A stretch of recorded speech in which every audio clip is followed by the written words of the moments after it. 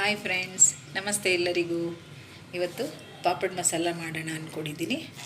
ನೋಡಿ, ಪಾಪಡು ಲಿಜೆಟ್ ಪಾಪಡ್ ಬರುತ್ತಲ್ಲ ಇದು, ಹಾಗೆ ಎವರೆಸ್ಟ್ ಅವ್ರದ್ದು ಚಾಟ್ ಮಸಾಲ, ಸೇವ್, ಈರುಳ್ಳಿ, ಕೊತ್ತಂಬರಿ, ಕ್ಯಾರೆಟ್ ಮತ್ತು ಸೌತೆಕಾಯಿ ಹಾಗೂ ಟೊಮೆಟೊ ನೀರಿಲ್ದ ಹಾಗೆ ಎಲ್ಲನೂ ಸಣ್ಣಗೆ ಹೆಚ್ಕೋಬೇಕು. ಈಗ ಎಣ್ಣೆಯಲ್ಲಿ ನಾವು ಹಪ್ಪಳನ ಕರೆದುಬಿಟ್ರೆ ಸೊಟ್ಟ ಆಗಿಬಿಡುತ್ತೆ. ಹಾಗಾಗಿ ಇದಕ್ಕೆ ಸ್ವಲ್ಪ ಎಣ್ಣೆ ಸವರಿಬಿಟ್ಟು ಒಂದು ಪಾನಲ್ಲಿ ನಾವು ಬಿಸಿ ಮಾಡ್ಕೊಳ್ಳೋಣ.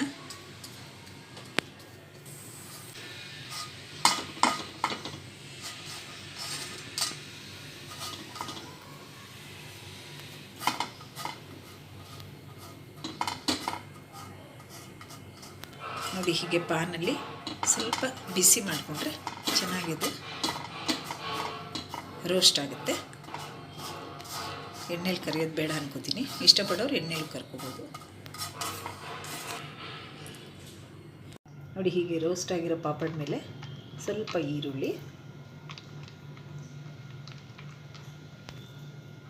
ಕ್ಯಾರೆಟ್ ಹಾಗೆ ಸೌತೆಕಾಯಿ, ಟೊಮೆಟೊ,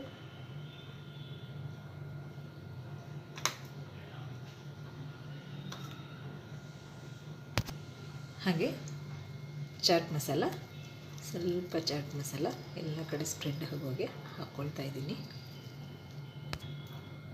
ಸ್ವಲ್ಪ ಉಪ್ಪು, ಯಾಕಂದರೆ ಹಪ್ಪಳದಲ್ಲೇ ಉಪ್ಪಿನಂಶ ಇರುತ್ತೆ.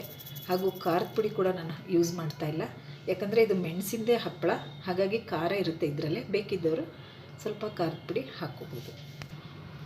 ಈಗ ಸೇವ್,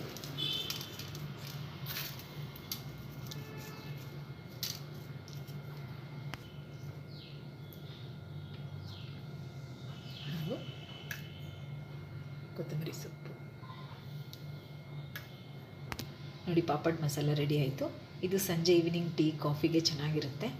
ಮತ್ತು ಯಾರಾದರೂ ನೆಂಟರು ಸಡನ್ನಾಗಿ ಮನೆಗೆ ಬಂದರೆ, ಮನೇಲಿ ಏನೂ ಇಲ್ಲ ಅಂದರೆ ಈ ಥರ ಮಾಡಿ ಕೂಡ ಟೀ ಜೊತೆ ಕೊಡ್ಬೋದು.